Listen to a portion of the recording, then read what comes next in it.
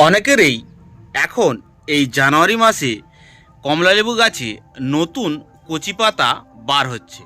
তবে বন্ধুরা এই অবস্থায় বুঝে উঠতে পারছেন না গাছটির মধ্যে কি দিলে এখন ভালো হয়। তবে কটা জিনিস অবশ্যই রয়েছে যেটা কিন্তু এখন এই গাছটির মধ্যে প্রচুর পরিমাণে ক্ষতি করতে পারে।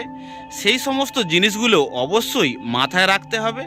তবে প্রথম যে জিনিসটি আমি বলবো সেটি হলো গাছের মধ্যে কখনোই ভর্তি করে জল দেবেন না।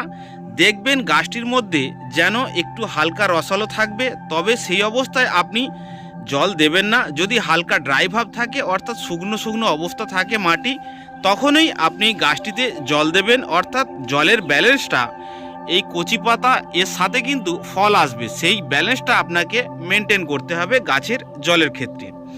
আর এই নতুন কচি পাতার সাথেই কিন্তু ফুল আসবে এবং ফুলের সাথে অবশ্যই ফল সেট হবে।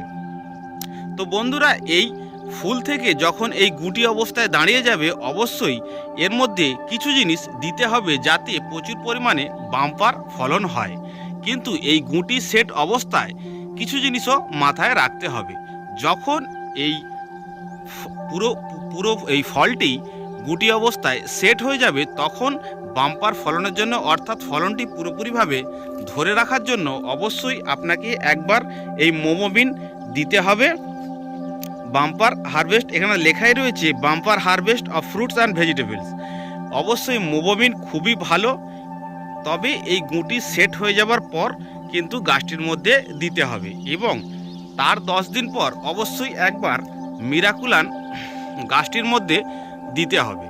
খুবই ভালো এই দুটি জিনিস গাছটিকে পুরোপুরিভাবে বড় এবং সতেজভাবে গাছটিকে ধরে রাখার জন্য, যাতে ফলটি কোনোরকমভাবে ঝরে না যায়।